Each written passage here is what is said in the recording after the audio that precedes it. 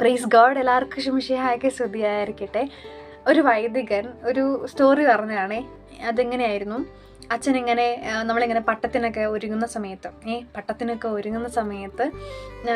ഒരുങ്ങുന്നതിനേക്കാൾ നമ്മളിങ്ങനെ മേജർ സെമിനാരിയൊക്കെ നമുക്ക് ഇങ്ങനെ അണ്ടമാൻ അങ്ങനെ കുറേ ഇങ്ങനെ നമ്മൾ ഈ മിഷനറി ഏരിയാസിൽ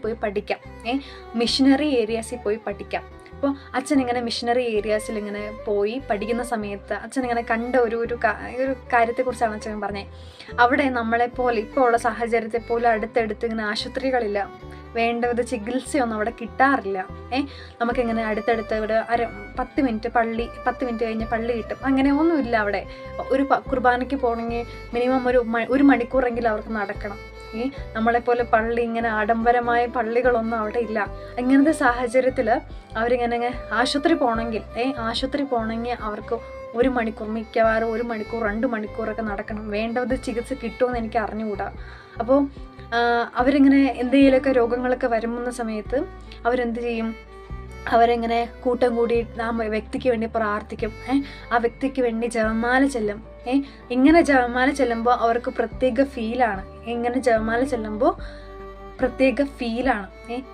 പരിശുദ്ധ അമ്മ വിശുദ്ധ ഡൊമിനിക്കിന് ഇങ്ങനെ ജപമാല കൊടുക്കുമ്പോൾ പരിശുദ്ധ അമ്മ പറയുന്നുണ്ട്, ഒരു സൈനികൻ ഒരു യുദ്ധത്തിന് പോകുമ്പോൾ, ഒരു പടയാളി ഒരു യുദ്ധത്തിന് പോകുമ്പോൾ എങ്ങനെയാണ് ആ പടയാളി തൻ്റെ അരയിൽ വാള് യുദ്ധത്തിന് വേണ്ട സാമഗ്രികളൊക്കെ എടുത്തുകൊണ്ട് പോകുന്നത് പോലെ നമ്മളും ആ ജപമാല എന്ന ആയുധത്തെ ധരിക്കണം. പരിശുദ്ധ അമ്മയുടെ വാഗ്ദാനമാണ് ഈ ജപമാല ഭക്തർക്ക്. ജപമാല ആരൊക്കെ ദിവസവും ചെല്ലുന്നുണ്ടോ അവർക്കൊക്കെ നിത്യരക്ഷയുണ്ട്.